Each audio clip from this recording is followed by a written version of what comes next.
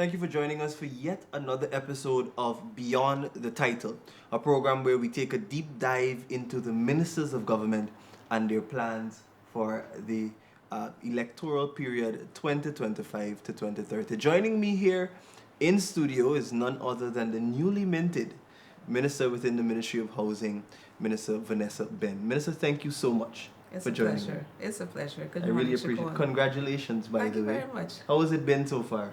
Quite interesting. It's Yeah. an opportunity for me to get a sense of what the Ministry of Housing is doing, and it's beyond my normative areas of work. So I could it's imagine. quite interesting indeed. Yeah. One of the main questions I've asked everyone that's been on the program so far, because as I said, it's really important that we get to understand our ministers and who they are. And so it would be remiss of me not to ask this first. Who is Vanessa Benn? Interesting question. Perhaps my friends would consider me a bit quirky. Um, I've been working in the area of forestry and environment for many years, but originally the background in agriculture. Some persons seeing the name Ben may wonder, what is the link and from whence I came. So I'm the youngest sister of former Minister Robeson Ben. He's my eldest brother. And I come from a family that has been involved in politics for many years. I have grown up in that kind of background where a lot of our focus, my siblings and myself, have always been towards service, helping to, in whatever ways we can improve and contribute to the livelihoods of our fellow man, particularly the citizens.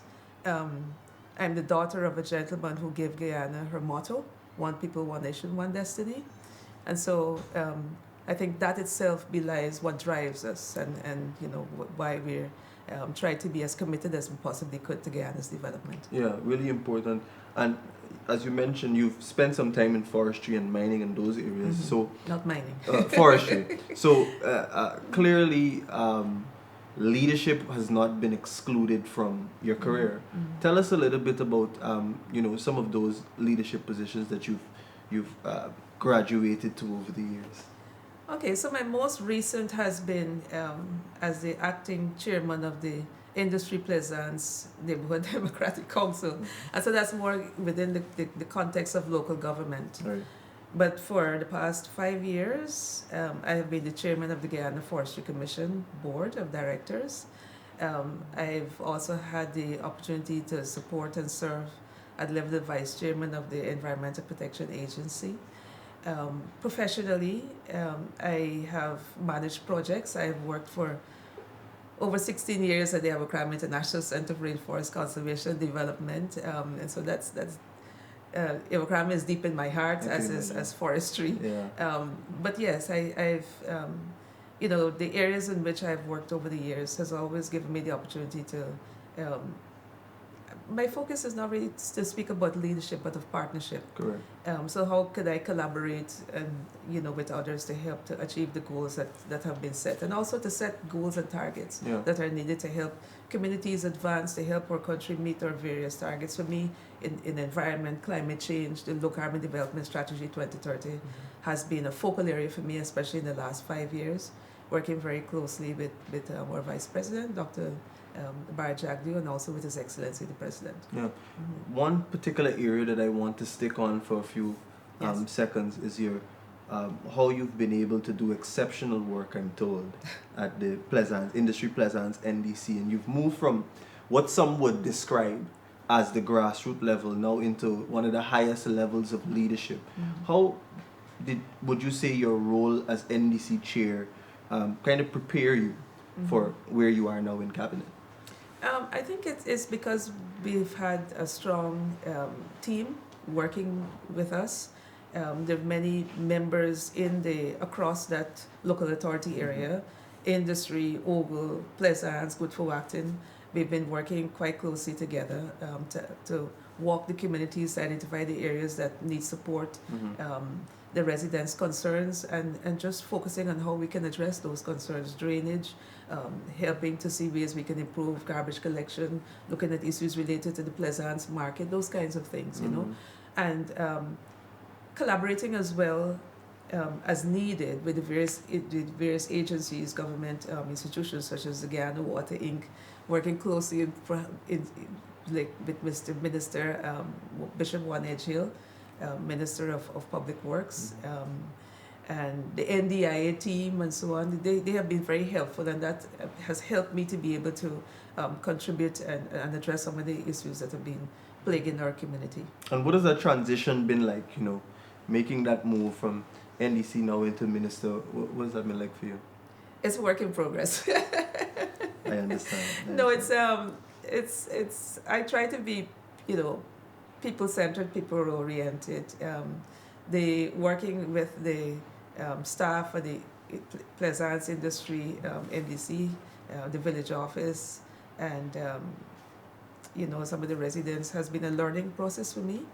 And the transition now to the Ministry of Housing, I just completed the first week, is also a learning process. Yesterday I got the opportunity to go and see some of the areas that have been targeted for housing and where the construction is already ongoing.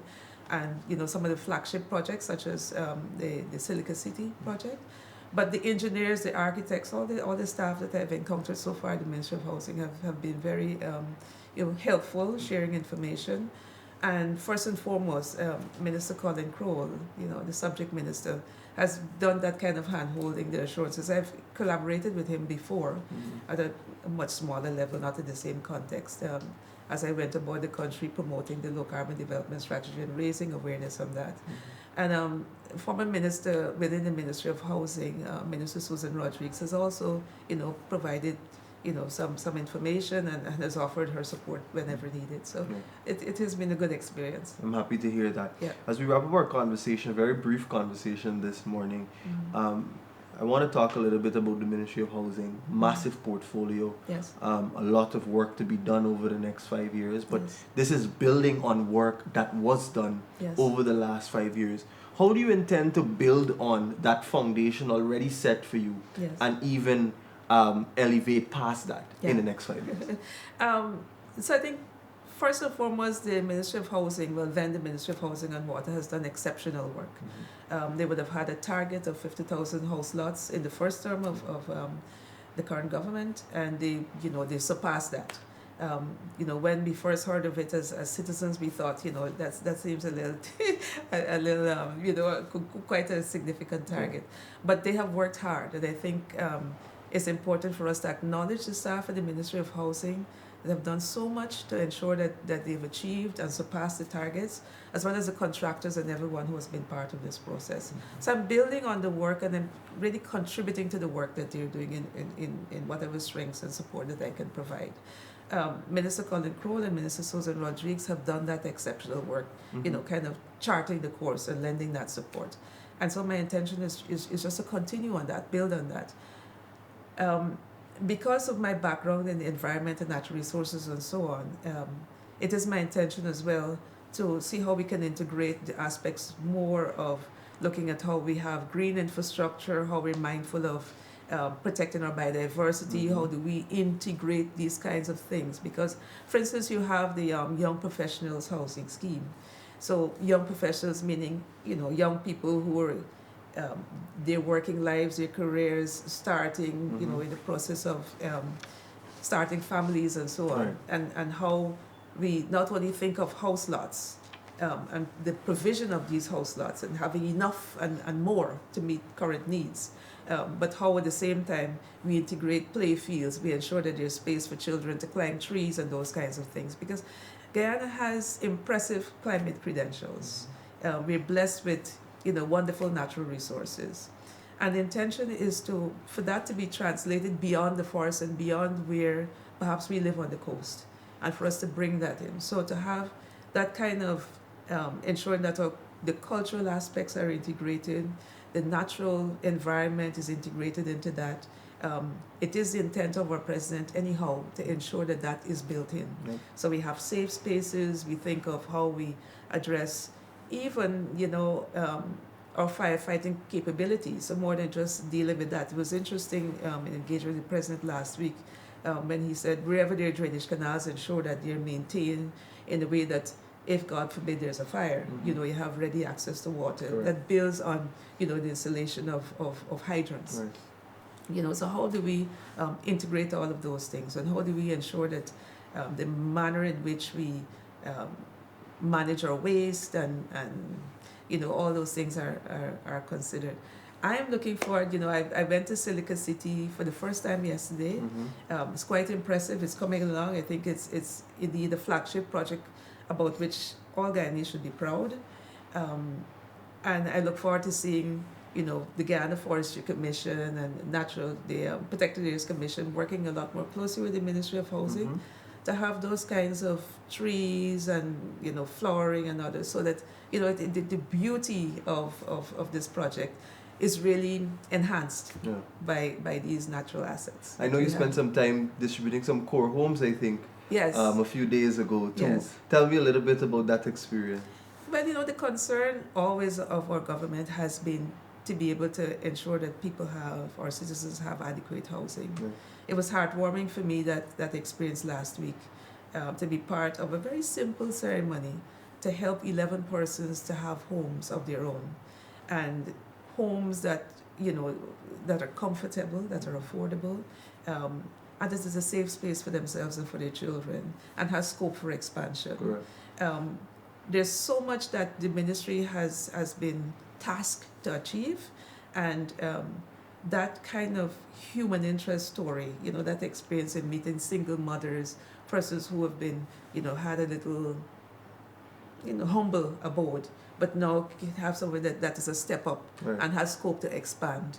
And speaking with them, I remember that one home where we were, the lady had a soursop tree that was fruiting and that kind of thing, you know, and children having a safe space. So these are very good things. And the regularization of areas that are those kind of informal communities, helping persons to have title to their land, addressing the issue of, you know, settlements that are, you know, coming up that are in the areas where they ought not to be, on reserves and so on, and just helping our country to transform and to thrive, and to see our people have, you know, those kinds of sustainable livelihoods for which they can be proud, and their children and future generations can just grow and breathe and see Guyana excel.